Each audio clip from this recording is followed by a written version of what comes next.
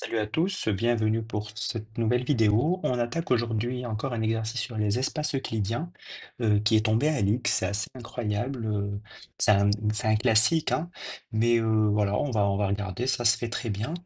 On a ABC, donc trois nombres réels, et on veut déterminer les valeurs propres et les vecteurs propres de la matrice M qui est celle-ci. Donc on a un plus a carré, un plus b carré, un plus c carré. Et on a AB, AC, BC. Voilà, donc c'est une matrice qui est symétrique. Et puis on a a carré plus b carré plus c carré égale à 1. OK?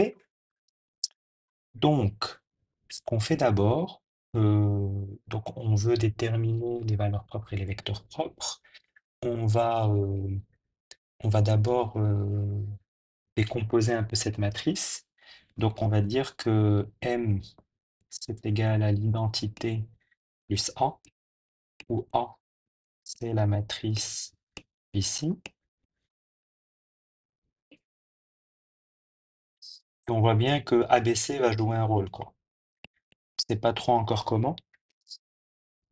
Donc bon, si vous cherchez, vous allez bidouiller un petit peu. Qu'est-ce qu'on va remarquer? On va poser U, c'est le vecteur ABC. Et quand on cherche, qu'est-ce qu'on observe? Un, on observe d'abord que AU égale U. Alors ça, c'est un calcul immédiat. Deux, en fait, on voit que U, il est dans la matrice. On peut écrire A de cette manière, c'est petit a fois U, petit b fois U, petit c fois U. Donc, ça implique quoi? Ça veut dire que l'image de A, c'est vecteur U. Donc, ça commence à sentir la projection. D'accord? On va écrire autre chose. C'est que si on continue, on a aussi que A, si on l'écrit par ligne, c'est A fois la transposée de U, B fois la transposée de U, et C fois la transposée de U.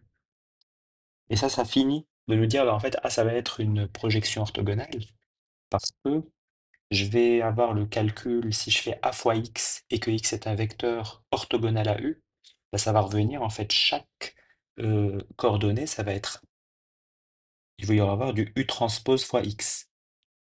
Et donc, ça va aller dans le noyau. D'accord? Donc, euh, avec ces remarques, prouvons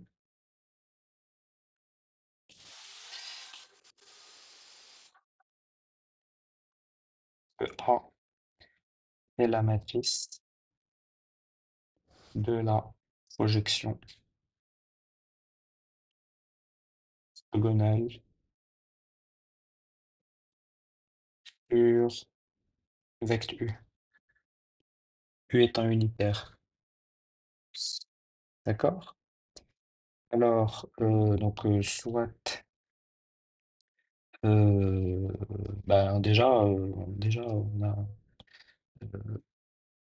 donc on a AU égale U, ok? Et puis, soit X appartenant à U orthogonal, alors AX, c'est quoi? Ben, ça va être petit a U transpose X, petit b U transpose X, petit c U transpose X. Et or, U transpose X, ça c'est juste grand U scalaire X. Et ça vaut 0, car X appartient à U orthogonal. Et voilà. Donc, ben on a, voilà, donc A est la projection orthogonale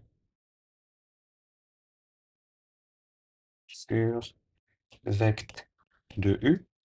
Et comme M c'est I plus A, on va noter une chose, spectre de A, ben lui c'est exactement 0 et 1. Donc, Bah, le spectre de M, bah, ça va être un et 2, puisqu'on rajoute juste l'identité. Euh, et plus précisément, euh, ker M-2i, ça c'est euh, exactement ker A-i. Donc ça c'est l'image de A. Et donc ça c'est vect U, 2 dimensions 1.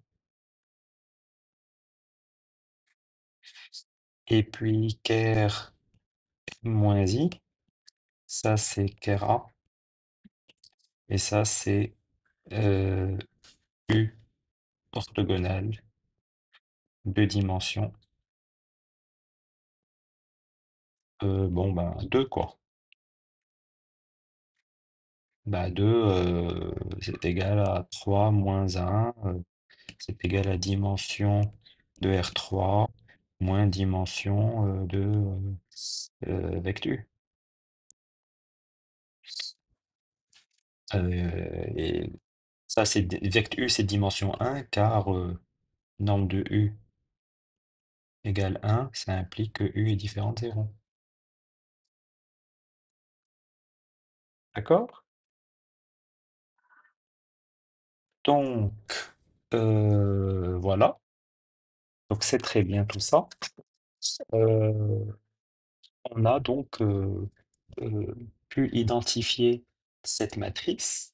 Donc, si on revoit la méthode, on est parti d'une matrice où il y avait l'identité, et puis il y avait une matrice asymétrique, et il fallait reconnaître un peu la structure, et ça, c'est en voyant en fait, en analysant la structure des lignes et des colonnes, on reconnaît ce vecteur ABC qui est normé par hypothèse, et ensuite, ça découle assez naturellement. Voilà, j'espère que ça vous a plu. N'hésitez pas à vous abonner à la chaîne, à liker la vidéo et à me poser vos questions en commentaire. À bientôt, bon courage pour les oraux.